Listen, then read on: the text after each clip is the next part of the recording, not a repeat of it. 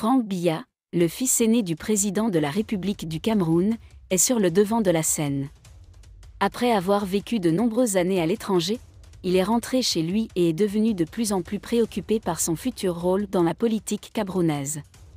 Désolé de vous interrompre, ce rapport peut contenir des commentaires soumis au choix de l'auteur. S'il vous plaît, si vous êtes nouveau sur cette chaîne, veuillez vous abonner et activer la cloche de notification. De cette façon, vous serez averti lorsque nous publierons de nouveaux rapports sur cette même chaîne. Merci. Héritage politique. En tant que fils du président Paul Biya, Franck Biya est considéré comme un héritier politique potentiel. Son père est au pouvoir depuis 1982 et on se demande souvent si Franck suivra ses traces. Il convient toutefois de noter que Franck Biya n'a pas exprimé publiquement son intention de se lancer en politique.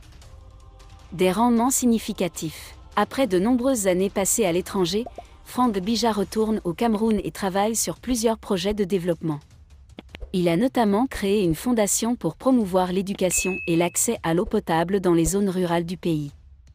Son retour a été largement médiatisé et a donné lieu à des spéculations sur ses ambitions politiques. Il est intéressant de noter que Franck Biya est également très actif sur les réseaux sociaux, où il partage souvent ses activités sous forme de photos et de vidéos.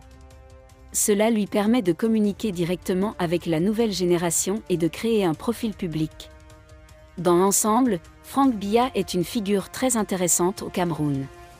Son héritage politique et son retour remarquable ont alimenté les spéculations sur son futur rôle dans la politique camerounaise.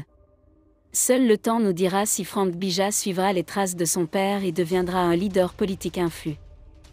Mots-clés: Franck Biya, Cameroun, politique, héritage, président, retour, développement, fondation, réseau social, ambition politique.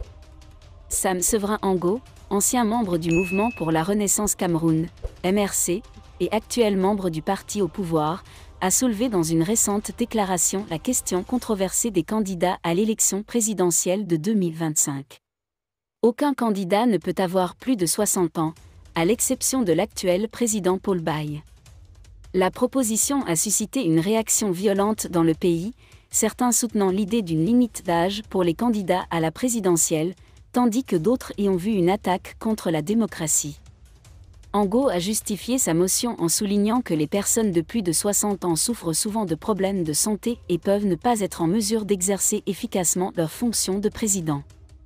Cependant, de nombreux critiques ont déclaré que cette proposition semblait être une tentative de maintenir au pouvoir le président Biya, âgé de 88 ans et au pouvoir depuis 1982.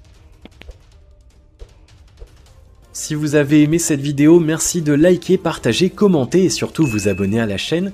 Et on se retrouve très vite pour une prochaine vidéo.